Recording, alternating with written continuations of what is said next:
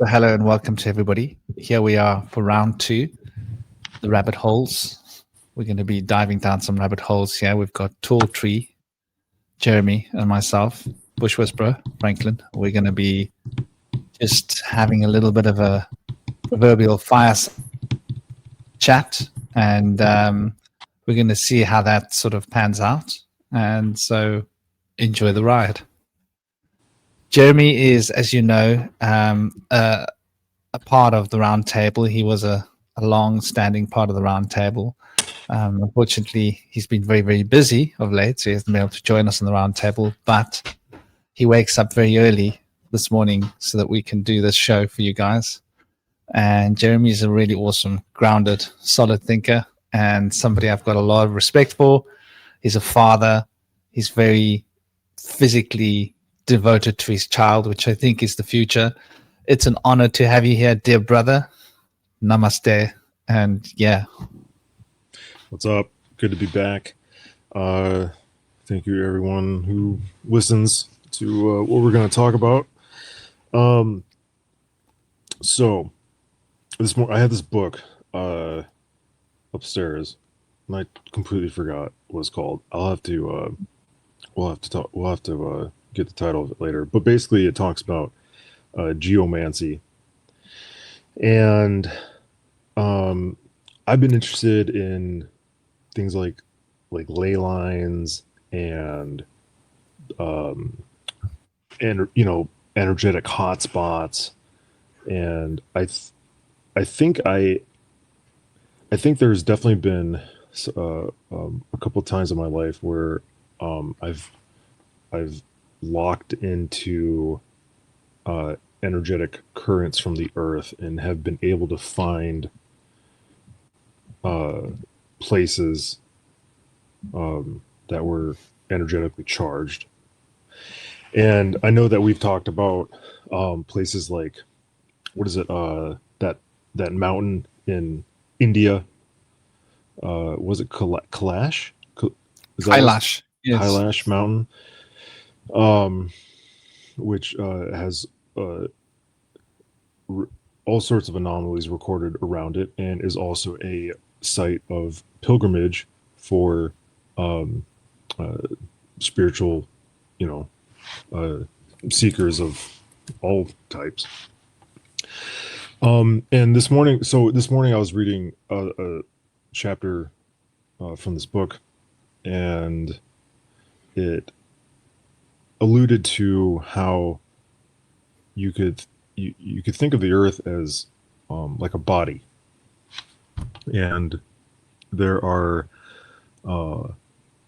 points around the body of the earth where there are these almost like acupuncture points, and these points were located by ancient people, and stones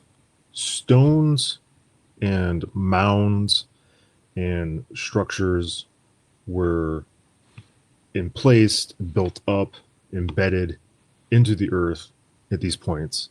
A lot of these points have water converging and flowing underneath of them, and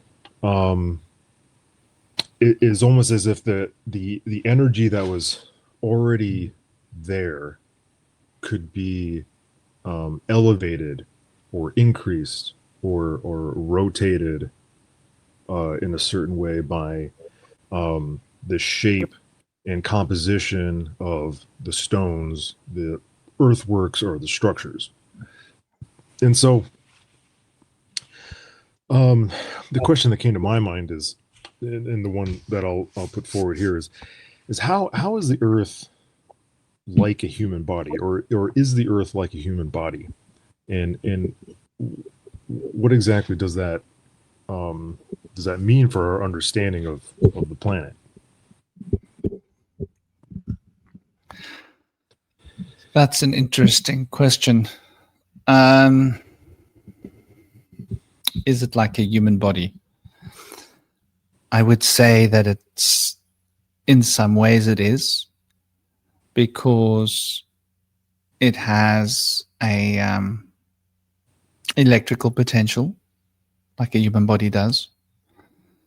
And it's got a continuity of its own resonant field, its vibration, its Schumann resonance.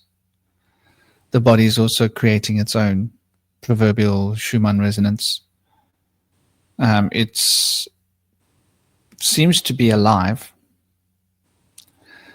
And the interesting thing, like trees, if you connect with trees, like, this is a really good thing to do. Go and find a sick tree and spend time communing with the sick tree and feel the tree, become one of the tree, and start feeling the tree's roots and go down into the earth and call to the earth to send water to this tree and nutrients. And so the earth has within it, in the soil, a microbial living being, which is a population essentially that shares nutrients, water, right, with plants, with trees. And so the earth is able to operate through these living beings which are a part of the earth. And I think, like within rock, there's these elements. Crystals I always think of as being a different order of life. Yeah. So you've got these piezoelectric reactions within the earth, the quartz, the various different. You've got the water flowing, which is the source of life. You've got the microbes, which are literally metabolizing. You've got all of the stuff happening within the earth. And so if the earth wasn't alive, then how would plants be able to grow, in the earth? So yeah, I think like there are a lot of the criteria that are the same for humans and earth in a sense. And there's definitely a consciousness in the earth which we can literally link with. And she can, like you say, you can feel where there's water. You can dowse for it. In fact, people don't realize how big a deal dowsing is. You know when you get a borehole pump done? Yeah? A lot of these big borehole companies have realized it's cheaper to employ a dowser. And they don't do it because they've got money to throw around. They do it because they want to save money, which has got to say something. We've been doing it for like thousands of years. Grab 2 branches or 2 pieces of metal and feel the earth's resonant field and allow the electric field to move through your body and to cause your nervous system to react.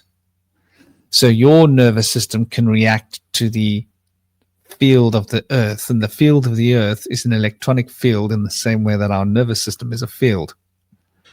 So yeah, I have a question. So it's interesting that you mentioned dowsing, because dowsing comes up a lot in this book that I'm reading. And I don't know too much about it, but what my question is there an element of intention when it comes to dowsing to find water? And what I mean by that is that it seems like dowsing isn't only used for water. It seems like you can find all sorts of different things. But if you want to use dowsing to find water, are you like when you go dowsing, you're like, all right, I'm thinking of water, I want to find water, and I'm dowsing for water. Will it then bring you to water? And if that's the case, like, what does that mean? Like how does that work? Like, is the earth reading your consciousness? That's a really good question. I think it's twofold. There's a lot of really interesting lore in this.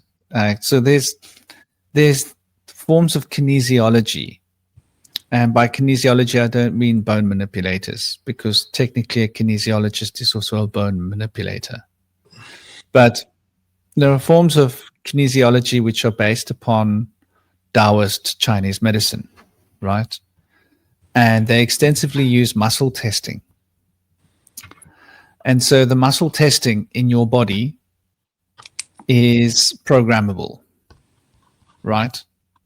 So my girlfriend, if she wants to like figure out what food to buy in the supermarket, she'll muscle test for it. It's quite reliable. It's like having a pendulum. So you can program your body, and your body will give you what it needs, because the muscles that will be responding to the meridians in your body, which are related to your organs and the electrical potential. So there's a microcosmic egg within the body that is highly programmable.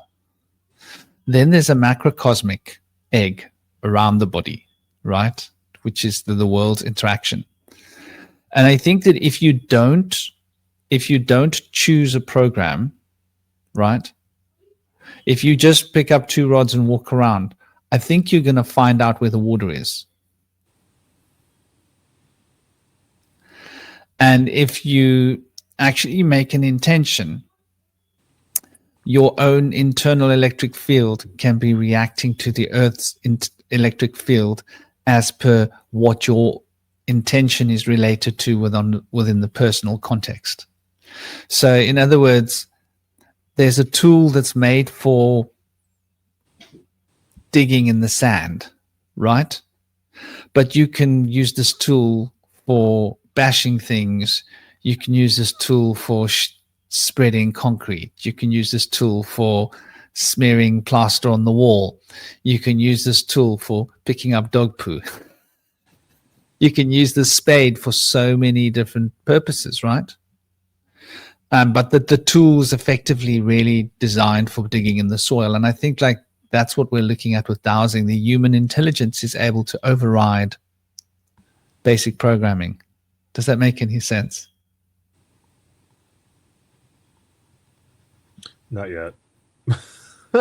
So basically, what I mean is within the personal context, we can set our body to react to anything the way we want. Think of martial arts, right? Your body's natural reaction towards danger could be a flight or fight, a flight response. But with martial arts, you can learn to override that. Yeah. You don't just react aggressively. You don't just run away. You can strategically think, what's the strategic best option? And become one with what's coming to you and become like water and flow. So like move around the obstacle rather than move through the obstacle. The natural instinct would be to move through the obstacle, but you can flow around it, or you can retreat. So in the same way that we're able to override our basic instincts, mm-hmm. with that, we can override our basic instincts with everything. It's a human potential. So the human condition is quite a profound psychological influencer of states. We can influence the state of the earth around us. For example, the tree story I was talking about, right? Mm-hmm. We're literally able to influence the earth. If you start working with a sick tree and you work with it every day, and you give that tree that power, and you draw down into the earth and you call water to this tree, the water underneath the earth will change its course, and that tree will get the water it needs, and it will get healthy. If you do this for like 6 months, you'll be amazed. Okay. So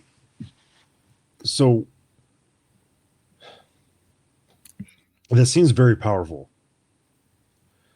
And it seems like, I mean, the tree is sick. And it's not getting what it needs because it's sick, and then we can come along, and we can act as like this conduit, like water's over here, tree's over here, I'm in the middle, I want the tree to get better, where's the water? Can the water please come? Can you come to this tree? And the tree gets better. So if what you're saying is legitimate, that's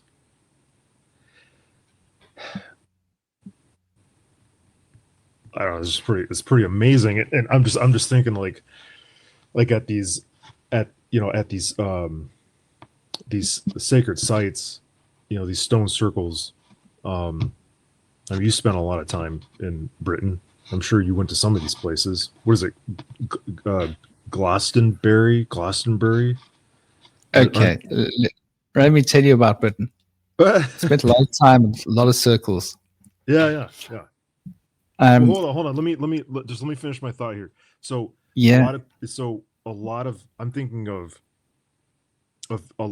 people coming together as a group in these places. They erect these stones, and they can do things. It seems like an incredible amount of healing can take place. Okay, go ahead. Yeah, unfortunately, Stonehenge was moved. Right. Bastards. Yeah, I heard Stonehenge was like reconstructed and everything like that. Yeah. Yeah, they moved it from the hill. So you can go the hill where it used to be. But I actually used to live inside Avebury. Okay. I lived in the circle. Avebury consists of 3 circles. A small circle, then a bigger circle, which is like some hundreds of yards across, right? No, not hundreds of yards, like maybe 100 yards across. And then a bigger circle that's like a mile across. So they've got a big circle, a smaller circle, and a smaller circle. I lived within the smaller circle about 70 yards from Avebury small circle. So it's a very powerful place to live. And I've always been gone to find all the local circles wherever I've been in Wales and England. There's a lot of circles. And I've always been drawn to these places. There's definitely a power in these zones. And I think it's twofold. I think water's got a lot to do with it. Underground water. And I think, just to get back to the point that you mentioned about the tree, imagine that I'm talking to the earth, right? But I'm talking to the microbes in the soil. And I'm talking to the microbes in the soil that are talking to the fungus in the soil, and the fungus in the soil spreads out over miles. Just imagine this for a moment. And that fungus is carrying my message to the trees over there. Right? Mm-hmm. And the trees over there, and the plants over there, and the plants all around. And I'm telling all the trees and all the plants in miles and miles of radius, maybe 20, 30 mile radius, that there's a sick tree here and it needs your attention. So all of these beings all around are part of like a network of beings, and they're all plugged into the earth. And through this earth, there's this homogeneous ocean of microbial populations. And all of these beings are pulling on water. So it's not so much like you calling the water as much as it's you influencing a corporation. And everything works together. And the water just arrives because all of these beings are all consuming and using water and pulling water from different sources. So sometimes it's a nutritional element, like in a tree, for example. And there's not enough of this mineral or that mineral. But by putting the information in, the tree might be too sick to tell the other plants, listen, I need this. It might just be laying there in a hospital bed. And by you coming around and saying to everybody else, listen, this tree needs that nutrition, it needs this, it's sick, it starts to come. Everybody starts suddenly getting concerned and putting a hamper together for that, It's the same like humans, what we do. But these circles, I think, are node points where there's probably minerals under the earth, probably minerals, probably waterways that connect with different minerals, and probably crystal. And the crystal, the minerals, the gold, the silver, the copper, the water is diamagnetic. So it reacts to these charges And by the way, here's an interesting point. Water is diamagnetic, right? And it's got dielectric qualities. So our consciousness puts out brainwaves that are electric in nature, right? And we can influence all of these microbes who each put out little electric charges, and we can influence the other plants who each put out electric charges, and we can influence the worms that each put out electric charges. So imagine the amount of electric charge over like a 5, 10 mile, 20 mile radius that can pull water. Does that make sense? Yeah. Well, I've heard I've heard that there are machines that have been that are specifically built that will operate at their best at most efficiently when you have a positive mindset around them, and that they won't work. Like for instance, like I got my machine here, and it's in my car, and it's designed to run my car more efficiently. And I'm sitting there with a friend of mine, and we're both vibing. We've got some music on. It's a good day. Everything's running great. But then if there's friction, if we're fighting, arguing in the same car with this machine, the car will just revert back to being a piece of shit, and it won't run as well. I've heard, this is what I've heard. I have yet to test these things.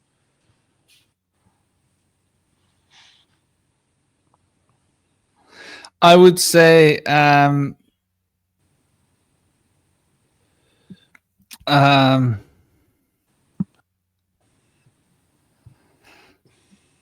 it has a lot to do with the human condition and the potential for humans to literally be able to influence and manifest in reality, right?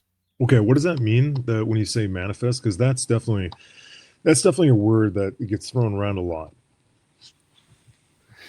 Yeah. Damn, I wish I could see my screen. No worries.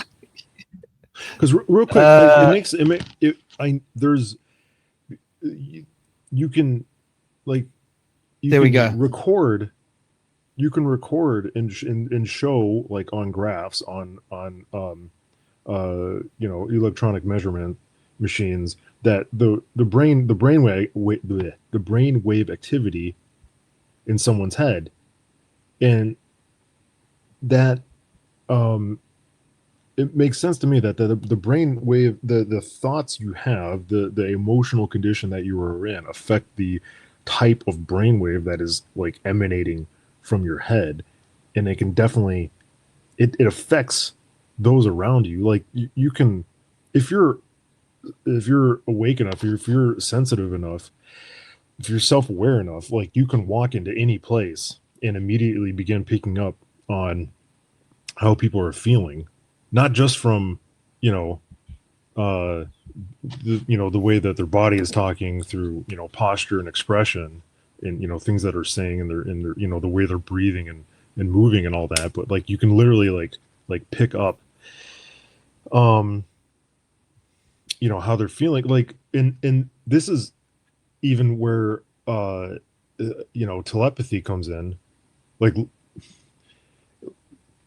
for instance, like, I've been with my wife for over a decade, and, like, I will literally a word or an image will pop into my head, and then she'll say that thing. You know what I mean? Like we're so connected that I can just pick up her brainwaves. Literally, her brainwave. She's thinking something, brainwaves come out of, going to my head, and I'm thinking the same thing. I completely understand what you're saying, and that makes perfect sense. I'm just really annoyed here. Oh, sorry. And that sort of thing is, No, it's I nothing can to do with riff for a you. little. It's Telegram. Yeah, I can riff for a little bit. Like I've experienced this sort of thing like throughout my whole life. Like I remember in math class in high school, there was this kid behind me and the teacher was helping him out with a problem and the answer was 5 and the number 5 came into my head and then the student like said it like, oh, that's the answer to the equation. And I remember that was like uh I I can remember very clearly, but that was like the first instance where I was like, well, that was odd. Like what was that? And there have definitely been times, and I have to be careful with how I with my thoughts because sometimes I'm not sure if they're mine or not.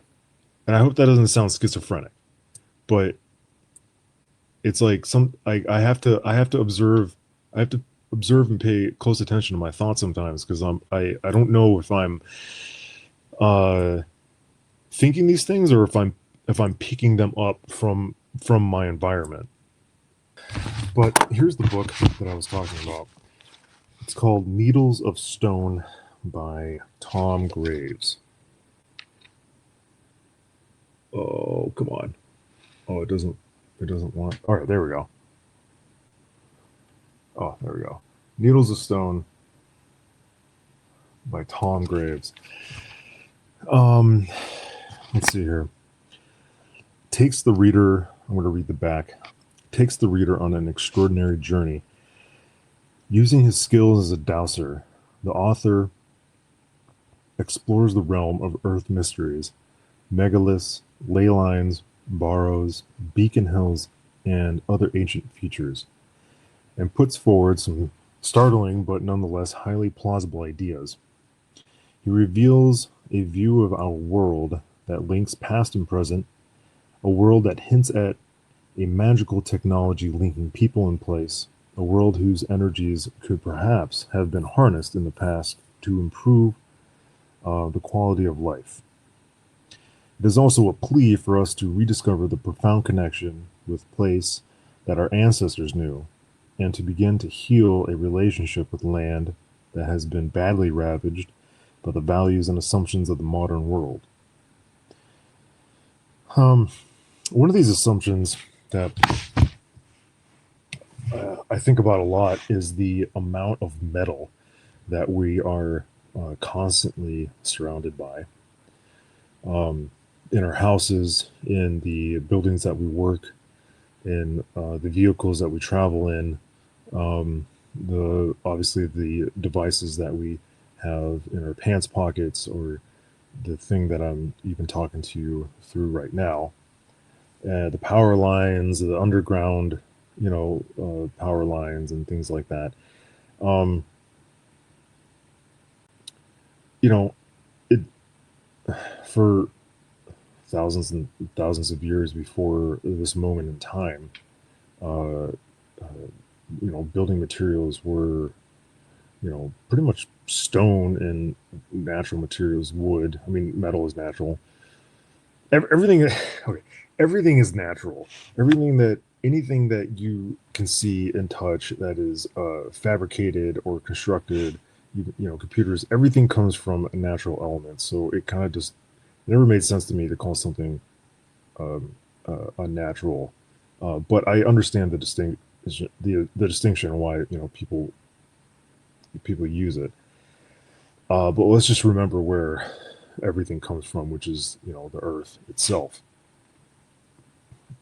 But yeah, there's a lot of metal. There's a lot of electricity, and we were born into this. We seem to be okay, physically, because we don't know anything different. Some people can. Some people are definitely more sensitive to electricity, and electromagnetic frequencies and microwaves and things like that. However, the very sensitive people are um, probably mostly unknown because they have removed themselves from um, uh, the greater society, and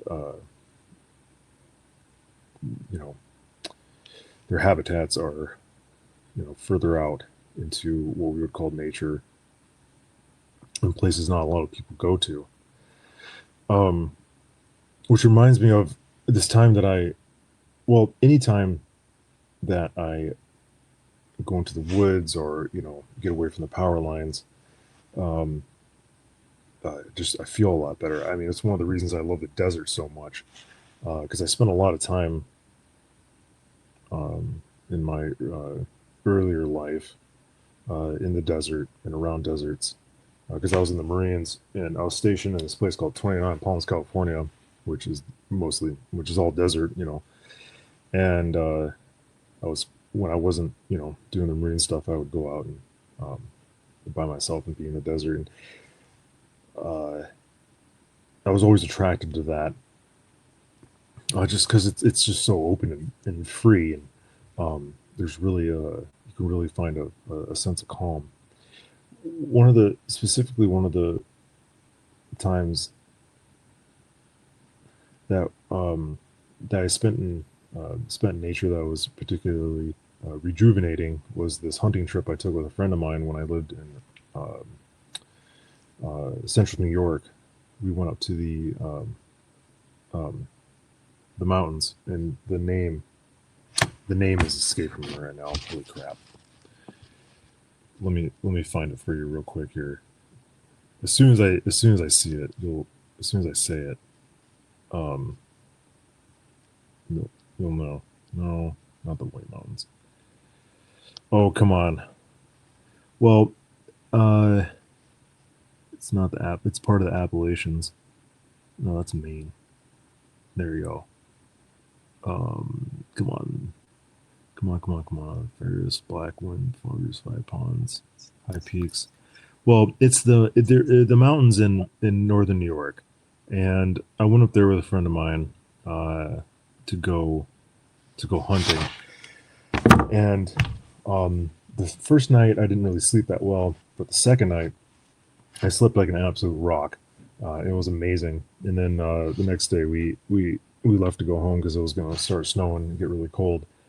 And I just remember as I was driving back, it was to Syracuse, I could literally feel. It just felt like my body was just starting to clench up again, and like I was like experiencing like aches and pains. Because I was like leaving this place that was like just so pure and wild, and going back into the city, and my body was like physically reacting negatively to it. Anyways, all right. How's everything going, Franklin? Sorry, dear brother, what did you say? I was just asking you if everything was okay. Yeah, unfortunately, I don't know what happened. Telegram froze my computer. Well, Right. it made it that I couldn't get out of Telegram. I was locked in. Gotcha. So I found the book. I was talking to everybody about it. Here's the book, Needles of Stone, by Tom Graves. I think I heard about it on a podcast. And yeah, it talks about dowsing, archaeology, needles of stone, the return to paganism, healing the land. I haven't gotten to that part yet. But yeah, healing the land. Like I remember from our discussion about your personal life journey, you were mentioning this one place. I think it was in India, up in the Himalayas. It was this lake that you Luachamtal. this lake that you rejuvenated, and I always thought that was extremely interesting. And speaking of trees, I I haven't yet found a tree here, but there have been pretty much almost every place that I've lived, and I've been conscious of um, trees. I have always found. It seems to me that I've always found a tree that I've been uh, I've been moved toward, and I repeatedly go to that tree and like hang out with it. And I remember in Fort Collins, Colorado, there was a park nearby, and I would go run down there. And there was this enormous cottonwood tree that it was just beautiful, huge, massive, massive tree, and I would go hang out with it or go say hi to it. And every time I would go down there, um, and there was always a bit of wooded area that was always really nice. When I lived in Syracuse, um, I think I actually got this book when I was in Syracuse, and maybe it might have been Fort Collins, but I remember looking up ley lines because I know in Syracuse there was, or Central New York, there was quite a bit of, um, how do I say it? There was a spiritualist. I think it was called specifically a spiritualist movement in Central New York. But I was looking up ley lines and I found this map. And I can't confirm the legitimacy of this map, but it showed this convergence of ley lines directly in this park that was nearby. And I always loved to go to this park and hang out in the woods there. It was really great. And there was like a little bit of it that wasn't any trails, and I would go into and sit sometimes and read books. But I thought that was very interesting that there was this convergence of ley lines there. Um, but there's definitely a lot of woods around, but I haven't yet been able to find uh, any trees that really called me. I know that when I was in um, New York, what was it, last Christmas? I think it was. I was with my wife's brother's family, and where their second house is, there's a lot of black oak. And oh man, let me tell you, black oak is a wonderful tree to be by. They are so incredibly stout and strong, and just filled with vitality. Like they're really cool. And that just reminded me, because I was talking about oaks. South of me, about an hour, there's a park called Shenandoah Park, and that place.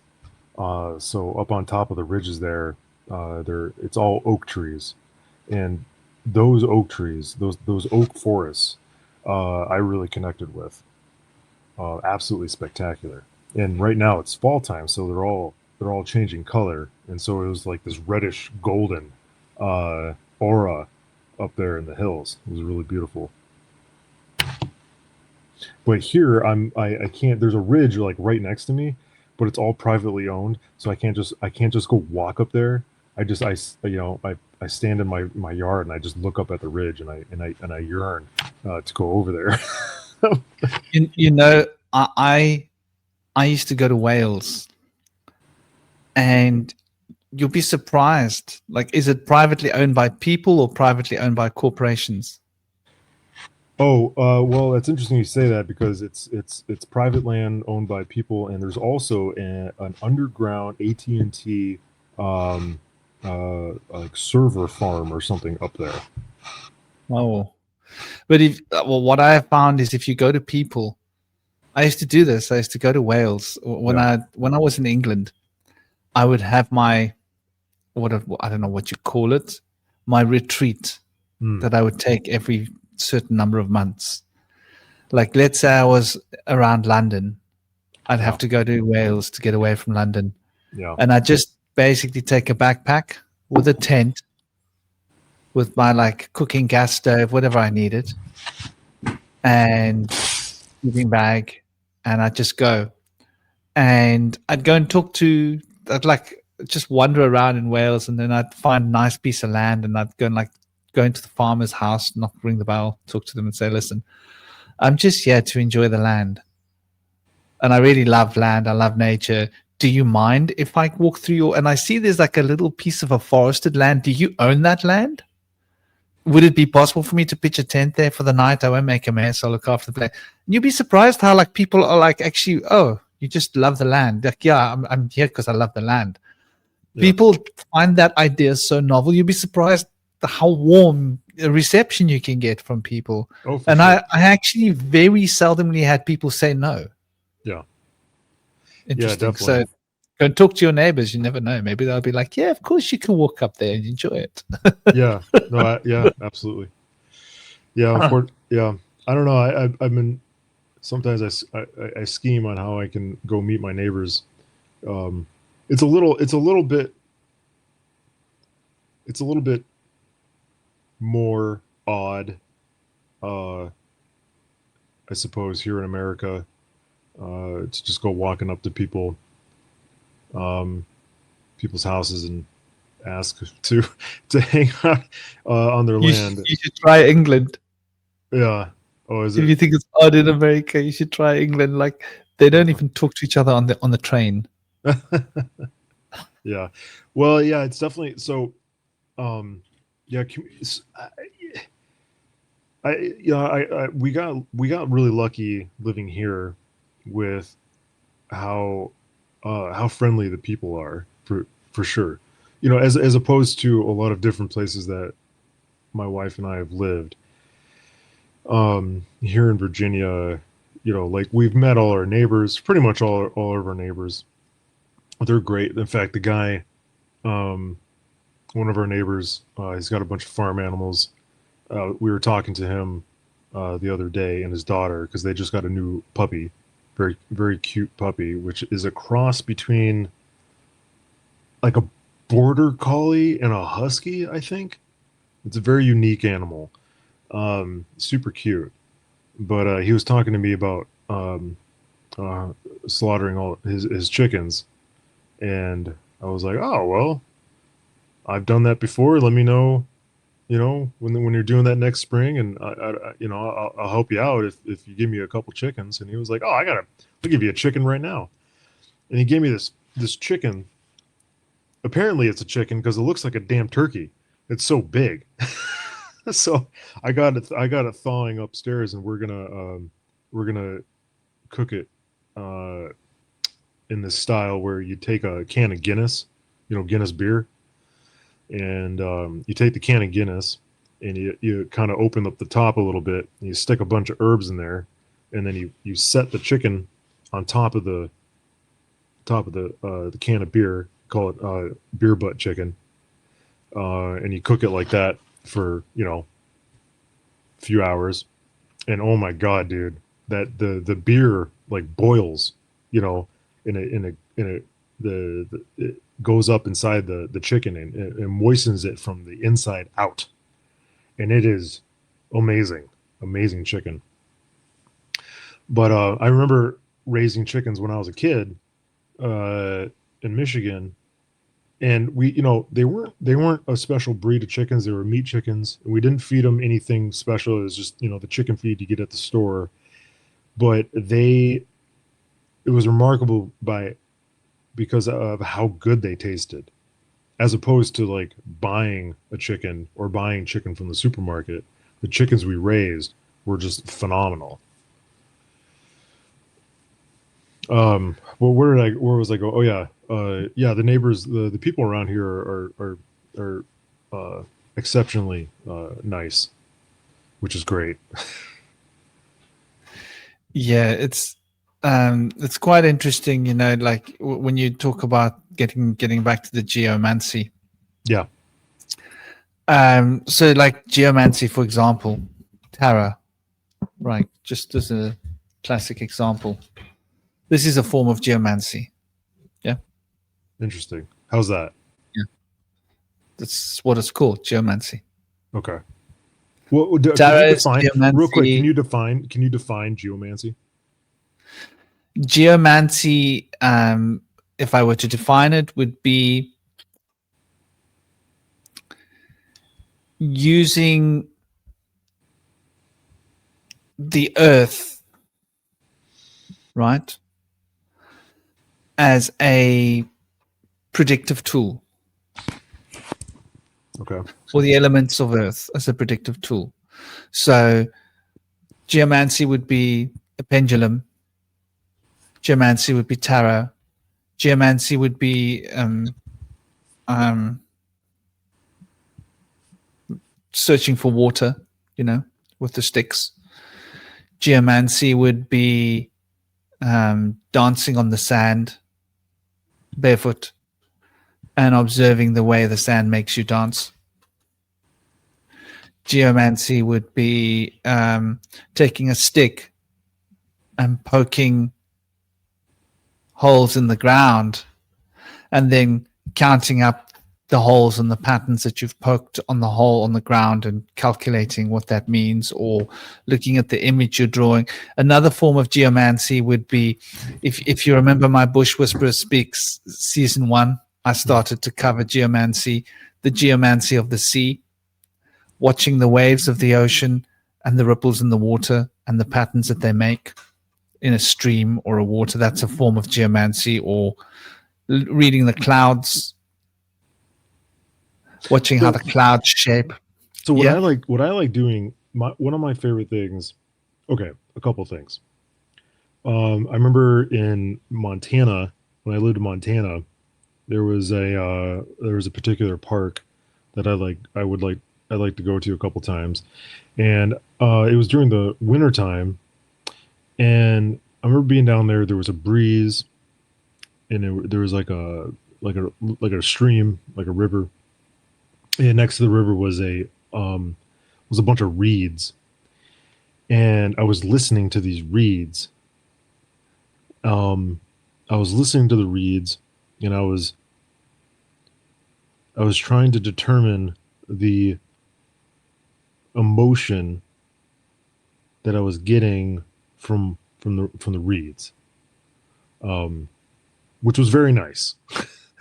And then there was this fallen tree that was extending over the water that was frozen, and I climbed out to it, and it kind of bounced, and it bounced in such a way that I was able to tap out or bounce out like a rhythm, like a drum beater.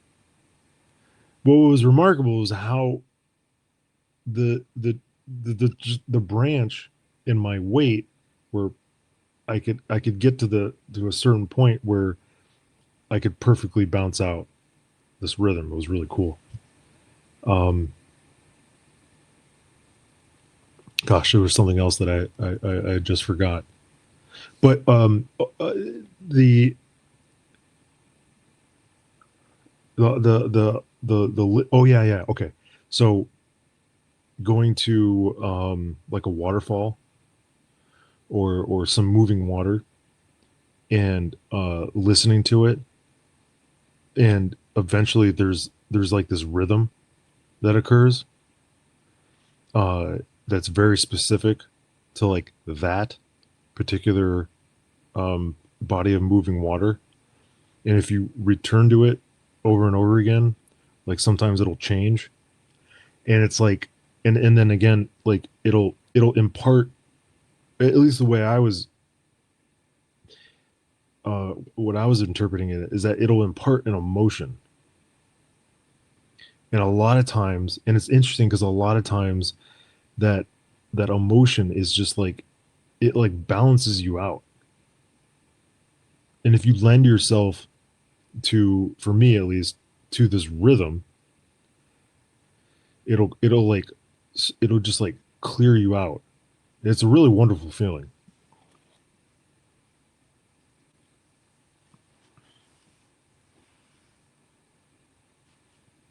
Yeah, that's really powerful, and this is actually something which is an interesting point. Um, you get different forms of geomancy, right? You get earth geomancy, you get fire geomancy, you get water geomancy, you get air geomancy. And the popular form of geomancy as defined by like Western occult forms is the earth geomancy. But it's one of those topics that people have sort of tried to, like, if you want to the earth geomancy as an example would be the I Ching, taking a lot of sticks and throwing them on the floor, and then tallying up the sticks and using it to count out trigoms, and then making an I Ching reading out of those sticks that you threw on the floor. Reading tea leaves, that's actually a form of geomancy. And reading the omen,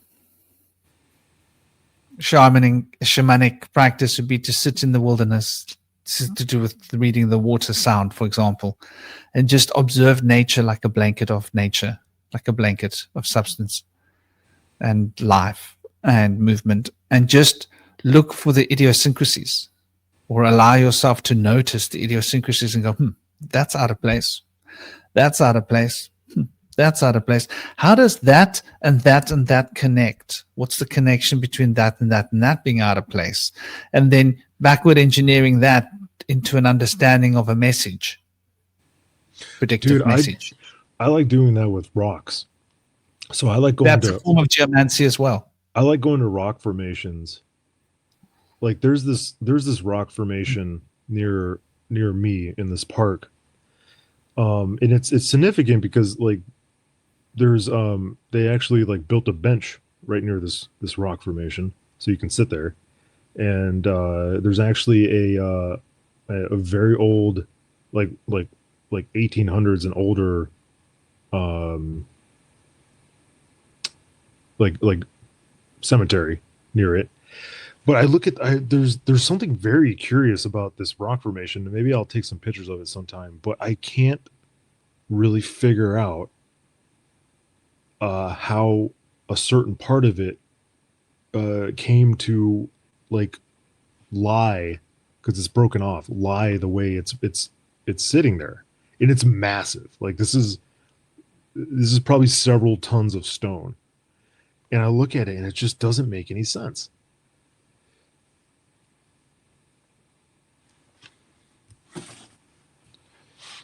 Yeah, it's very interesting. Like when I look at stone, and I taught my son to do this, there's little beings in the stone. And they look like, I don't know what they look like. They're like kind of dwarves. They're in there.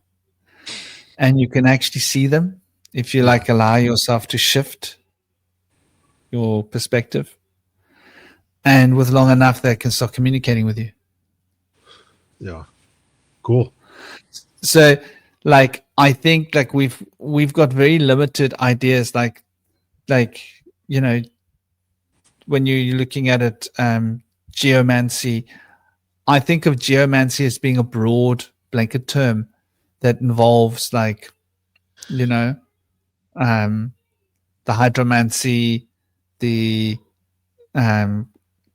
cheomancy, right? Reading your hands. Okay. Because your hands are part of the earth. Right. Right?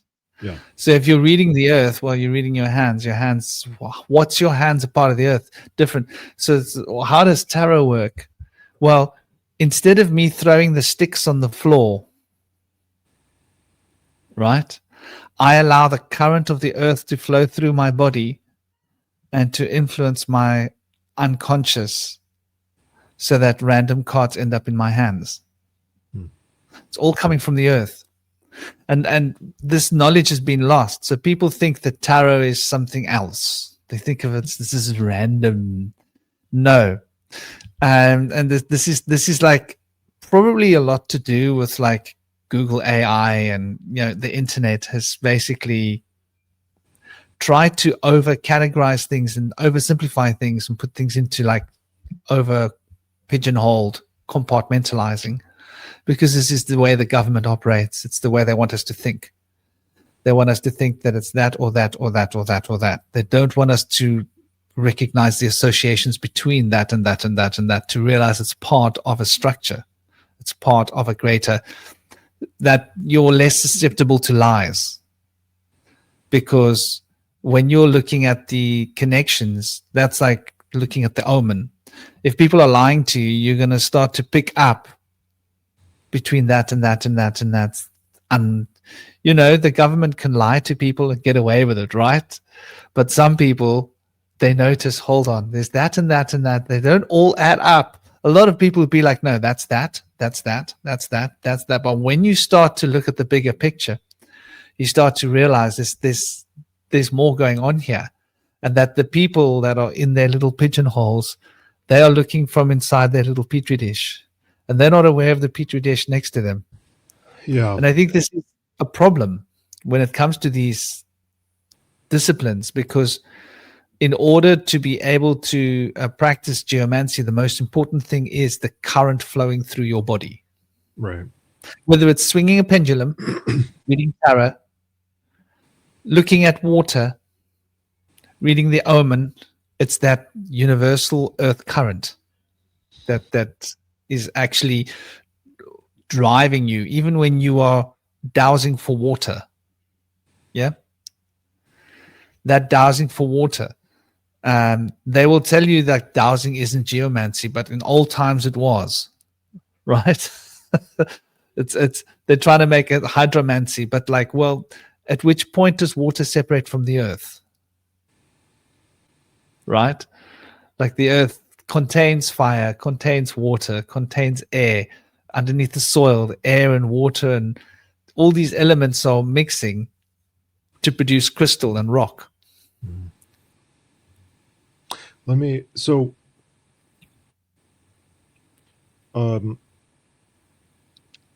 during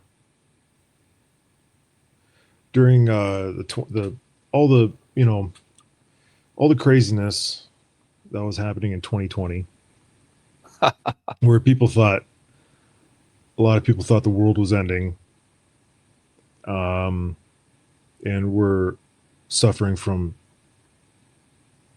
mass hysteria, aggravated and exaggerated and implemented by, powers. If you were to observe a tree during that time,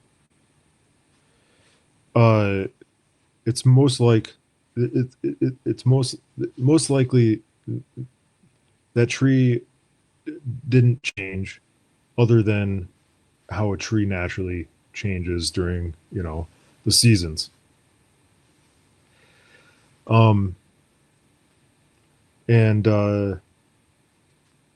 If you were to go to certain trees, they're probably much older than you. And if you were to sit with that tree, you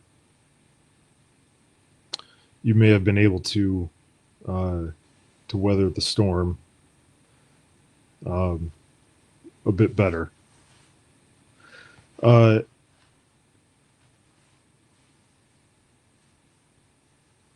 There's a, like you said, there's, you're in your little, I mean, that's what the phone will do, like Twitter or social media, it'll focus you through, certain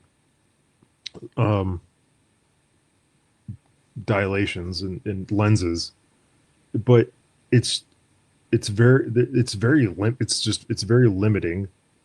At the same time, very crowding. It'll crowd out, important things in your head and fill you up with bullshit. And then your brain will respond to that through dopamine, and you'll just return for hit after hit after hit. But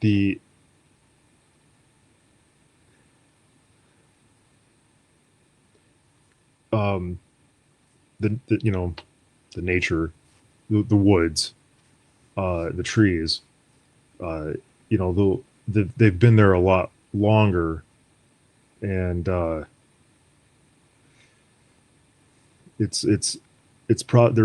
probably they're probably sending better messages. So I want to pivot real quick, and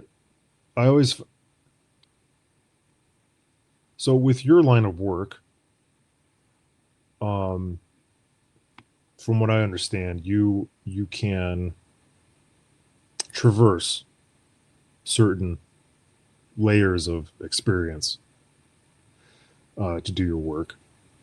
Like here, You mean different realities? Reality, right? Yeah. And that transition, like there's here and then there's here, and you have to transition. And I always thought it was interesting that I think it's every day you go to the water's edge. And what is the water's edge?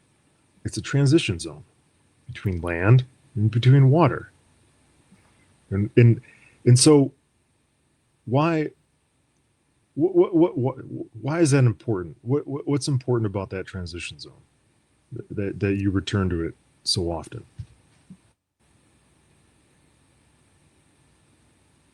It's beautiful. Look, I'm really lucky. It's also a choice that I've made to live here, but I'm really lucky and honored, to be able to be here. And I've got the water's edge just over there, and it's where the ocean meets the land, obviously. And the ocean represents the unconscious, the deep unconscious well of life. All the life comes out of the sea. And the land is where that life lands, right? Where we land. So for me, on a personal level, I find that that's the place where your energies are most, and I think it's universal, that's the place where your energies are most versatilely mixed, because you're in different elemental modes of consciousness. You're in an elemental mode of earth, but you're also in an elemental mode of water. And you're at that point of transition, like you say, which is like really fundamentally important, I think. We tend to, this has got to do with the restrictions of thinking. So you've got different kinds of logical mental apparatus. You've got the ability to associate things in the way that you can compare differences between things, right? Or you can compare similarities between things, or you can compare grouped aspects of things. And this is the different pigeonholing systems of the mind. And so we have these different dialectics that come from these different forms of logic. We call them logic. And but we're trapped within this. People call it left brain activity, but it's actually a lot to do with the front brain that works in conduit with the left brain. Obviously, it's the whole brain activity, but there's a dominance of the front and the left. And then they talk about right brain activity, but it's actually a dominance between the right and the back, but it's whole brain activity under that dominance, or whole brain activity under that dominance. And once again, pigeonholed, right? Left brain, right brain. It's not really that simple. It's the whole brain, but it's how the whole brain is used, right? Are you driving the car while sitting in the passenger seat, or are you sitting in the back seat, leaning over the front seat. You know, different ways to drive a car, if you imagine that ridiculous idea. But there's something to that. And so because we are so trapped within this rational mind where everything is based upon these different forms of logical labeling, and that's where the problem comes, because of all of these boundaries between this is like this is opposite to this is different to this, right? We then have to label this, and then we have to nest these labels under a group label. And we have to nest those group labels under another group label, and nest all these labels, and everything's just labeled up. And the logos, which is the word, becomes this pyramid of labels that traps our mind moving between these avenues of thought and not really able to branch out like a tree. So we only really activate that branching out mental attitude when we drop all of that vocalized speech in our heads.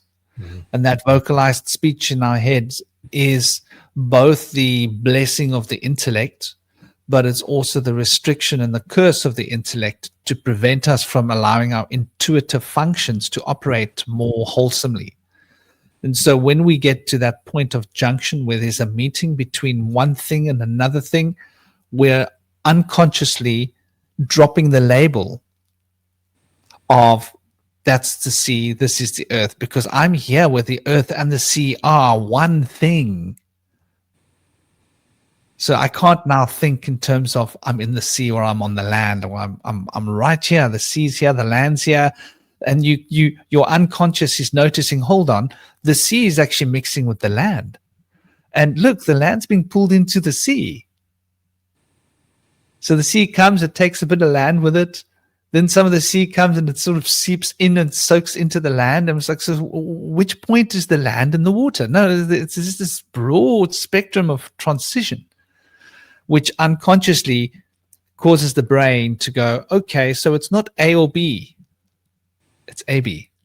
And the moment we've got that AB functioning, then we are starting to step away from that habitual process of the intellectual cataloging, which I believe is the problem of intelligence.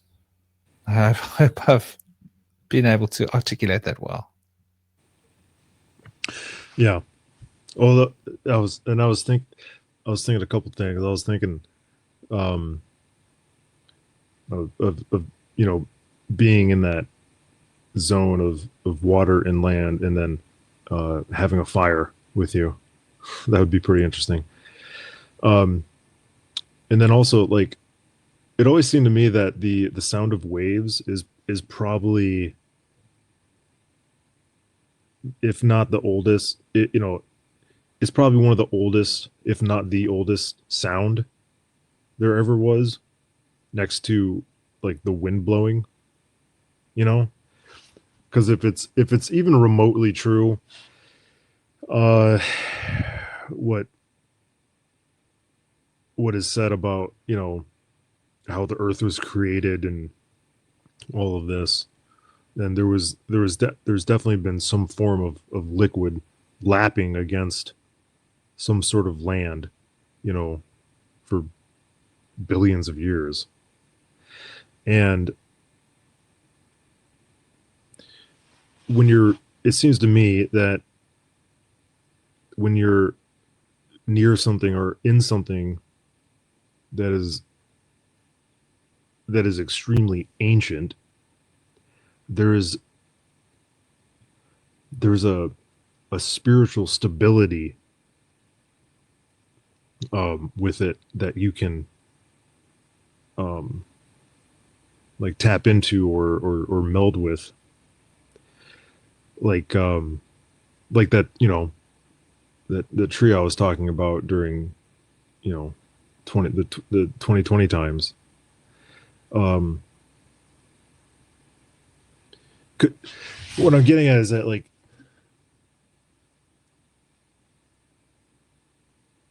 it's important not to be all these separate little parts that are scattered. you want to try to bring everything together.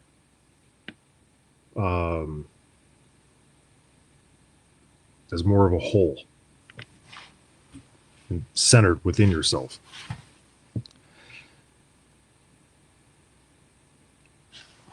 Because then you can do stuff like what you were talking about with the sick tree.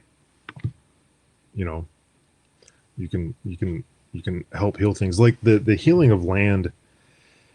The concept of healing the land, I think, is really important, because it just seems like so much of humanity is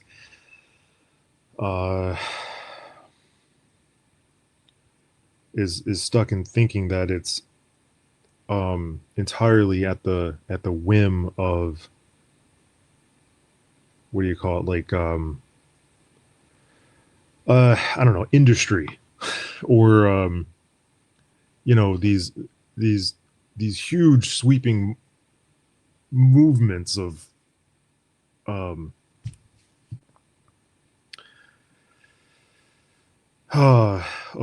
like capital flow and human movement, and the land is simply there to be dissected and parsed out and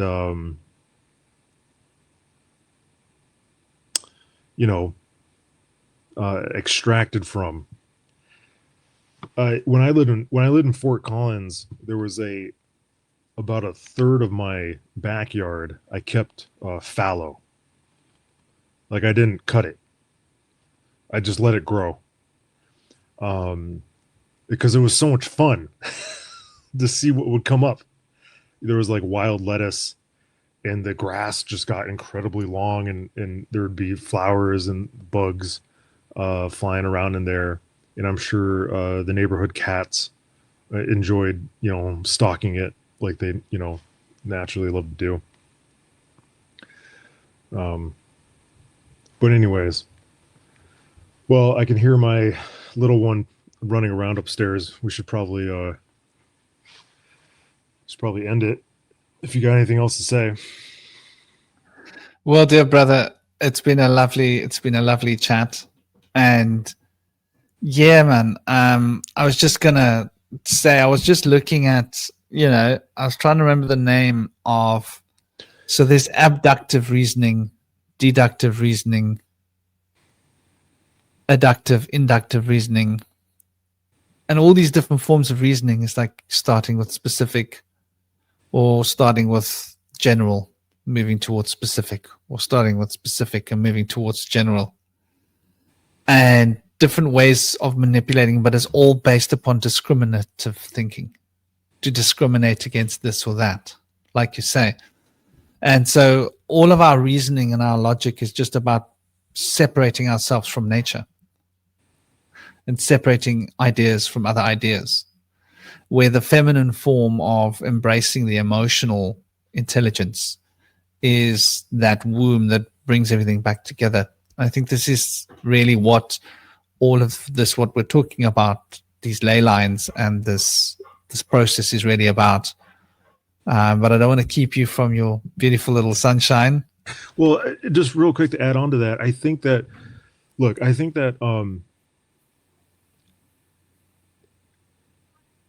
we have to live. We have to live in this world that we're born into. You know what I mean? Like, we make certain choices, and to do the things that go along with those choices, we have to live in a certain way. Like, you're living in a house. You're not in a cave anymore. And you've chosen to live this way for certain reasons, because you have responsibilities. And so the differentiation of things is important. The ordering of things is important. Applying labels and names to things is important. However, a balance must be achieved. And for me, at least, being in nature, everything is. I was explaining earlier that literally everything is nature. Okay, like the computer that we're talking to, all of the computer comes from the earth. But going out into nature and practicing non-differentiation. Like, yeah, it's a tree, but like, what is it? Like, forget, like flush out what you think you know, which is very little, and just let it come to you. You know what I mean? Yeah. Because there's a lot more. There's a lot more than just our language. Our spoken language are words. And there's a lot more that can come to you. Like there's a different there's different levels of communication. And those different levels of communication are equally as important as our reliance on differentiation. It's very interesting. Like moving your bed by 6 feet can change your life. Feng shui. Yeah, but it's I mean, Feng Shui is an advanced form of the science behind this flowing of energy. But basically, if you just go outside your house, if there's a piece of wild ground and you just observe, you'll notice that there's patterns to the way things grow. And you can literally track the lines. And you can get machinery to measure this. You can get instruments that can measure that there's a polarity shift from if I walk to that side of my garden or to that side of my garden, I'm going to go through about 3 or 4 different bands. Positive, negative, positive, negative, positive, negative. And the negative might not be so strong. The positive might, depends on like where you are. But you've got these lots of little grid lines. And you might try growing a veggie garden in the corner and it doesn't work. Nothing will grow. You move that just 6 feet, 8 feet, 10 feet, and suddenly you make no effort.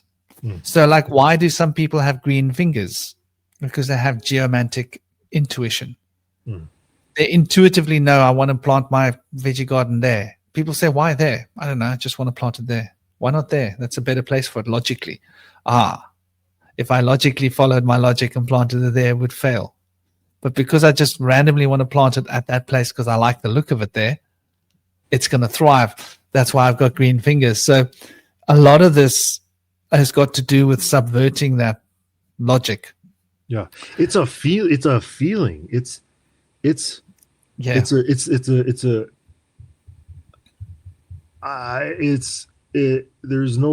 almost no words to describe how you know, but you can know. You just know. So, all right, man. Well, I gotta go. It's been lovely talking to you. as with you as always. Yep. Have an absolutely lovely day. I hope the little one doesn't put you through all of your paces. Yeah, she will. She will. She will. That's her job. Yep. Big love, big blessings, dear brother. Thank you all for joining us. Have an absolutely fantastic week. And till next week, Om Shanti. Namo Narayana. Bye-bye.